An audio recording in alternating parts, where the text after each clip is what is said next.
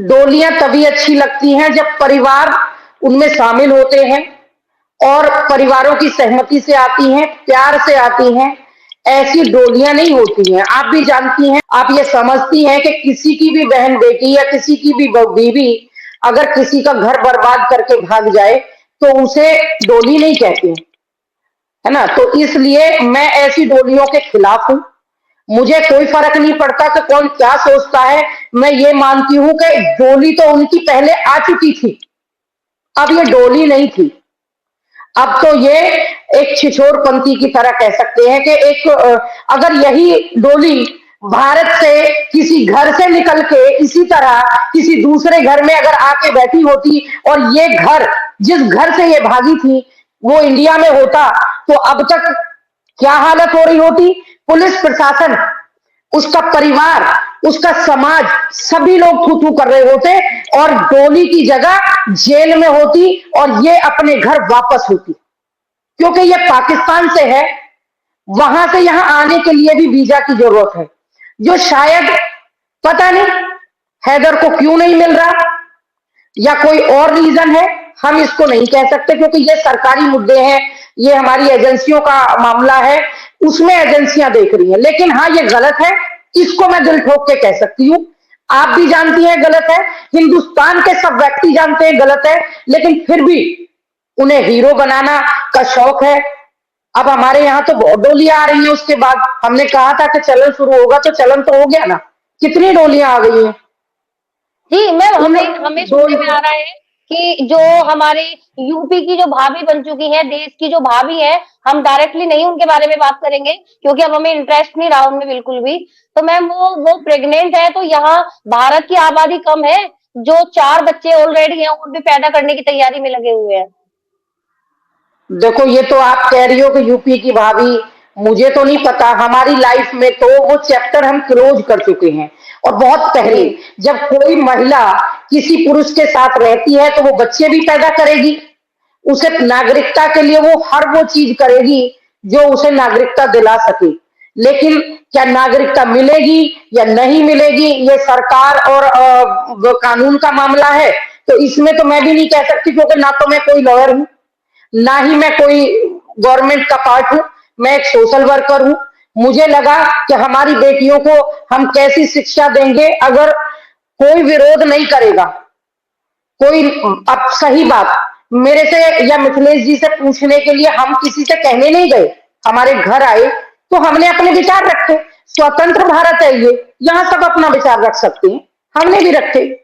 जी जी बिल्कुल। और मैम जी, जैसे ये अंजू गई है इंडिया से, तो ये भी तो हमारे देश की जो यूथ है, लड़कियां हैं, लड़के हैं, इनको गलत मैसेज जा रहा है। तो मैम आप प्लीज, क्या आपने जैसे भाभी के बारे में बोला, वैसे आप दीदी के बारे में बोल दो। अंजू जी के बारे में आपका क्या ख्याल है मैम? मैं तो ये कहूंगी, उतनी ही नालायक वो है और उतनी ही नालायक दोनों हैं। एक बात बताइए, जिसकी बेटी 15 साल की हो, जी मैंने मीडिया में ही सुना कि उसकी बेटी 15 साल की है, क्या जीवन में जिसकी माँ भाग जाए, क्या जीवन में वो बेटी कभी गर्दन उठा के इस समाज में चल पाएगी? जहां वो रहते हैं, क्या वो समाज के लोग उस बच्चों को वो मान और वो सम्मान दे पाएंगे? नहीं। आज वो वहां जाके, एक बात बताइए, क्या होता है प्यार? यार, प्यार प्यार का शोर मचाए बैठे हैं। क्या पति से प्यार नहीं था? बिना प्यार के बच्चे पैदा कर लिए, कमाल है। और अब आधी उम्र में जाके आप बुढ़ापे में प्यार थोड़ी कर रहे हो, गंदगी फैला रहे हो, हमारी नई पीढ़ी को गलत रास्ता दिखा रहे हो। क्योंकि बच्चे बड़े बहक जाते हैं बहुत जल्दी, उन्हें लगता है कि इन्होंने किया तो हम भी कर सकते हैं, जो गलत है, किसी भी परिवार के लिए गलत है। तो मेरी नजर में कभी अंजू ठीक नहीं थी। मैं कभी अंजू के लिए नहीं बोला कि वो ठीक है, उसने बहुत गलत किया, अपने बच्चों के भविष्य को बर्बाद कर दिया। ऐसी महिला को वापस पाकिस्तान से आने भी नहीं देना चाहिए। अगर हमारी सरकार और हम अपने देश की जनता से यही निवेदन करते हैं कि ऐसे गलत लोगों का हमेशा विरोध करना चाहिए, वो किसी समाज के लिए अच्छे नहीं हो सकते। एनजीओ की खुद एक मैडम बिहार से चल के उनके पास पहुंची थी। क्या वो एनजीओ चलाती हैं, तो क्या उन्होंने इस चीज का सजेशन नहीं दिया होगा? अभी असल में क्योंकि जांच चल रही है, तो अभी वो लोग कहीं बाहर नहीं जाते हैं। अभी वो सिर्फ यूट्यूब के माध्यम या सोशल मीडिया के माध्यम से अपना कह सकते हो कि बस लाइफस्टाइल जी रहे हैं। उन्हें बच्चों की फिक्र नहीं है। कोई भी माता पिता अपने बच्चों की फिक्र करता है। अगर बच्चों की फिक्र होते, उनका भविष्य अगर सुरक्षित होता, तो आप बताइए ना, किस हिंदुस्तान में, किस घर में बेटियों के सामने, चाहे वो 10 साल की हो या 8 साल की हो, माँ इस तरह की हरकतें करती हैं? आप बताइए, पूरे हिंदुस्तान में कहीं भी बता दीजिए जहां बच्चे भी बैठे हों और ऐसी ऐसी हरकतें होती हो, मीडिया पे ऐसी ऐसी हरकतें होती हो, तो सिर्फ इसलिए ना कि व्यूवर्स मिले, लाइक कमेंट्स मिले, इसलिए ना, उन्हें कोई फर्क नहीं पड़ता। तो हम उनके लिए क्या सोचेंगे और आप उनके लिए क्या सोचेंगे? जिसने पैदा किए, उन्होंने ही उसके भविष्य को ला कहार दी, तो आप और हम कौन होते हैं बताइए ना? एनजीओ क्या कर पाएंगे? एनजीओ की तो मैडम खुद वहां आई थी, उन्हें सपोर्ट करके गई थी। एक, मेरे को नहीं पता कि उन्होंने क्यों सपोर्ट किया, क्या बाबू में देखा, मेरे को नहीं पता, लेकिन मुझे जो गलत लगा वो मैंने बोला। तो एनजीओ बहुत चल रहे हैं, लेकिन हर व्यक्ति अपनी सीमा में बंधा हुआ है। वो पढ़ने कब जाएंगे, क्या होगा क्या नहीं होगा पता नहीं।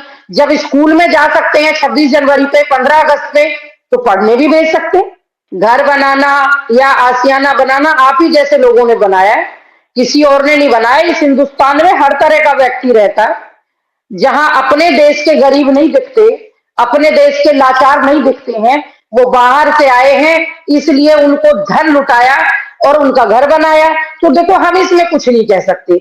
भगवान की दया से 2 रोटी में हमें कोई घाटे नहीं है। हमें किसी की धन दौलत की जरूरत नहीं, हमें किसी के नाम से पॉपुलर होने की जरूरत नहीं। ऑलरेडी हम पहले से पॉपुलर थे, समाज में बहुत कुछ हमने किया है, अपने देश में हर जगह आवाज उठाई है। तो ऐसा नहीं है, तो हमें वो सारी चीजें समझती हैं, आप भी समझ सकती हैं। पैसा कोई आसमान से नहीं आया। आप ही जैसे, हम जैसे ही लोग हैं जो दिन के उजाले और रात के अंधेरे में भी पैसे पहुंचाए, फोनों पे भी पहुंचाए, अकाउंट्स में ट्रांसफर किए। तो हमें क्या फर्क पड़ता है ये बताइए? जिन्हें अपना देश नहीं दिखता, अपने देश के भी तो लोग हैं ना, बहुत लोग होंगे जिनके पास शायद एक टाइम का खाना भी नहीं है, उन्हें क्यों नहीं मदद कर देते? गरीब तो बहुत है ना भारत में, ऐसा तो नहीं है कि गरीब लोग नहीं है, बहुत है। मैं खुद 16 साल से सोशल वर्क कर रही हूँ, लखनऊ से लेके, और शायद देश के किसी कोना ऐसा नहीं होगा, मैं महाराष्ट्र से लेके जहां तक नहीं गई हूँ, लेकिन कभी अकेले मैं दिल्ली भी नहीं गई हूँ। और तो छोड़िए, मुझे हरियाणा जाना होता है, मेरा मायका है, तो भी मैं बैठ के जाती हूँ, बेटे के साथ जाती हूँ, हस्बैंड के साथ जाती हूँ। लेकिन मैं अकेले, अगर मुझे कोई कहे कि आप अकेले चले जाओ, तो शायद मैं नहीं पहुंच पाऊंगी, इतना कुछ करने के बाद भी। क्यों? क्योंकि हमारे यहाँ ना महिलाएं कुछ भी हो, इतनी एक्सपर्ट नहीं हो गई हैं कि उन्हें पूरी तरह से नॉलेज कर ली हो कि मैं दूसरे देश 3-3 उनको फलांग के चली जाऊं। इतना ना दम, बहुत बहुत दम चाहिए मैडम, और वो भी 4 बच्चों को लेकर के, बहुत दम चाहिए। मैम, मैं उन सभी युवाओं को कहूंगी कि बेटे, आप लोग अपनी लाइफ को खराब करने का प्रयास ना करें, अपने घर में देखें, अपने परिवार की तरफ देखें। पैसा और ये चमक चांदनी 4 दिन की होती है, 4 दिन बाद वही अंधेरी रात आती है, लेकिन आगे का भविष्य किसी ने नहीं देखा है। ये बच्चे पैदा करेगी, क्या करेगी, इससे हमारा कोई लेना देना नहीं है। लेकिन सच है कि युवाओं को लग रहा है कि अगर हम पाकिस्तान से लाएंगे तो जल्दी पैसे वाले हो जाएंगे, जैसे वो लोग हो गए। तो लेकिन पैसे को खाओगे नहीं, आप अपनी मेहनत पर भरोसा करके आप अच्छी लाइफस्टाइल बना सकते हो, जीवन में एक से एक अच्छे अधिकारी बन सकते हो पढ़ लिख के, और अपनी पढ़ाई और अपने भविष्य को बनाने पे फोकस करना चाहिए।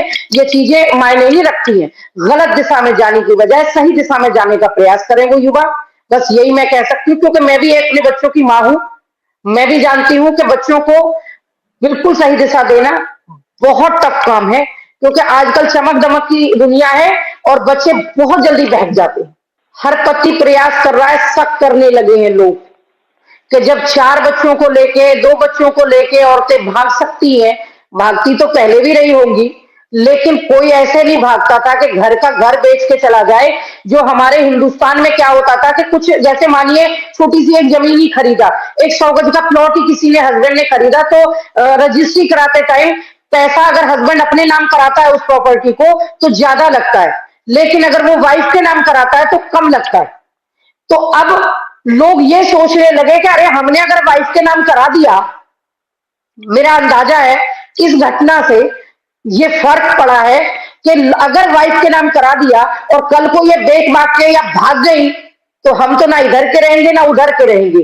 तो इस चीज से बहुत विश्वास टूटा है और उसी भरोसे को कायम रखना चाहिए महिलाओं को, अपने पतियों पर भरोसा। और देखिए ना, पति तो कमाने के लिए बाहर जाएगा ही, अगर वो बाहर नहीं जाएगा तो घर में कोई जमीन खोद के थोड़ी ना खजाना निकाल के आपको दे देगा, कैसे करेगा काम? जब ही तो करेगा जब विश्वास होगा। लेकिन इस विश्वास को दरार पड़ी है और इसे आप और हम और ऐसे ही देश की महिलाओं को कायम रखना पड़ेगा और विश्वास वापस से जगाने के लिए ऐसी चीजों का विरोध करना चाहिए। मैं पाकिस्तान के नाम पे तो सही पूछो तो वहां की पब्लिक, हो सकता है कि वहां की पब्लिक बहुत अच्छी है, मैं भी उनके साथ हमदर्दी रखती हूँ एज ए हस्बैंड होने के नाते, क्योंकि वो एक पति थे, एक पिता थे, तो उसके साथ गलत हुआ। इस चीज को देखते हुए हमें लगता है कि भाई सरकार उसे वीजा दे, वो उसके बच्चों को उसे वापस दे, क्योंकि सही में एक पिता अपने बच्चों के लिए वाकई में वो तड़प रहा है, क्योंकि उसके बच्चे हैं, उसकी तो पूरी लाइफ ही खत्म हो गई। अब ये तो कि भाई पहले भी 2 बच्ची हैं, अब पता नहीं उनके धर्म में होती होंगी यार 4-4 बीवियां, लेकिन आप देखिए ना, एक पिता से अगर बच्चा 10 दिन के लिए भी बाहर कहीं आप मायके भी जाते हो तो एक पिता बार बार फोन करके और परिवार के लोग ये कहते हैं कि अरे बच्चों को लेके आ जाओ जल्दी, मन नहीं लगता है, तो वो तो पूरा देश ही छोड़ के भाग गई, तो फर्क तो पड़ेगा। तो वो उसके साथ हमारी पूरी हमदर्दी है और ऐसे हर पुरुष के साथ हमदर्दी है। वो भाई सांत्वना रखे और अपने बच्चों के लिए लड़ाई लड़े, पर वो कैसी लड़ाई लड़ेंगे ये तो उन्हें ही तय करना है, हमें तय नहीं करना है।